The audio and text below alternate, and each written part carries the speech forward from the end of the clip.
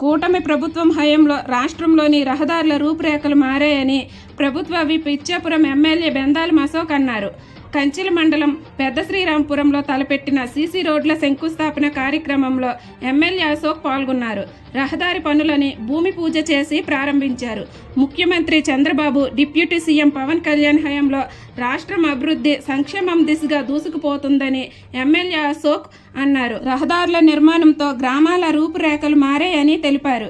నియోజకవర్గ సమస్యల పరిష్కారానికి తన వంతుగా కృషి చేస్తానని చెప్పారు. రాబోయే రోజుల్లో మరిన్ని మంచి కార్యక్రమాలకు శ్రీకారం చుడతామని పేర్కొన్నారు. ఈ కార్యక్రమంలో మాజీ సర్పంచ్ బొడ్డ రామ్ కుమార్, బొడ్డ హరిబాబు, బంగారు కురయ్య, పూర్ణచంద్రరావు, కూటమి నేతలు, కార్యకర్తలు పాల్గొన్నారు.